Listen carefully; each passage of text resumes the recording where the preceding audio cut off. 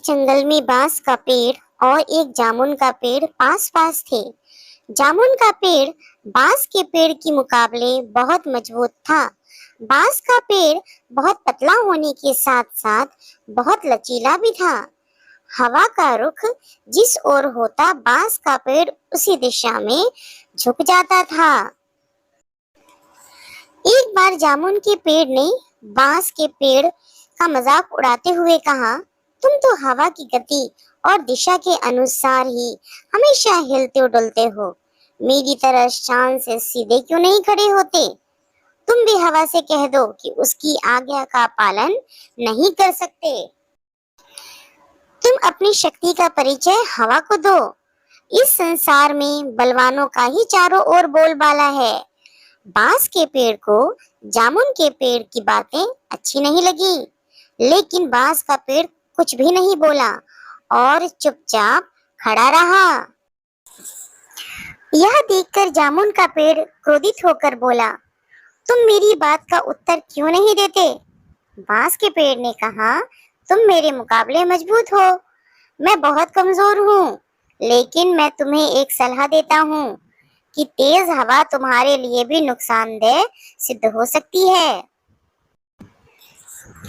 यदि हवा की गति तेज हो तो हमें उसका सम्मान करना चाहिए, वरना कभी कभी पछताना पड़ सकता है। जामुन के पेड़ को अपनी शक्ति पर बहुत घमंड था। वह बांस के पेड़ से क्रोधित होकर बोला, तेज हवा भी मेरा कुछ नहीं बिगाड़ सकती। मेरी इस बात को हमेशा याद रखना। धीरे धीरे चलती हुई हवा ने बांस के पेड़ और जामुन के पेड़ के बीच होने वाली सभी बातों को सुन लिया। हवा तेज गति से जामुन के पेड़ से टकराकर आगे निकल गया। थोड़ी देर बाद हवा ने अपने अंदर कुछ शक्ति और समेटी और अपने को और भी गति पकड़ ली। अब हवा एक तूफान के रूप में परिवर्तित हो गई। उस तेज हवा के टकराने से बांस का पेड़ लगभग पूरा झुक गया। वहीं हवा अब जामुन के पेड़ से दोबारा जाकर टकरा गई, लेकिन जामुन के पेड़ पर उस तेज हवा का कोई भी असर नहीं हुआ। वह उसी प्रकार पूर्ववत खड़ा रहा। कुछ देर बाद तूफानी हवा ने जामुन के पेड़ की जड़ों पर जोर से प्रहार करके उन्हें कमजोर कर दिया।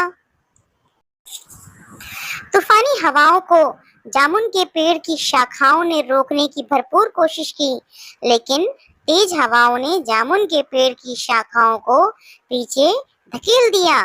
तेज हवाओं के कारण जामुन के पेड़ का संतुलन खो गया और जड़ों ने कमजोर होकर अपना स्थान छोड़ दिया। कुछ ही देर में वह जामुन का पेड़ जमीन पर गिर पड़ा। जामुन के पेड़ को धराशायी देख बांस का पेड़ बहुत दुखी हुआ।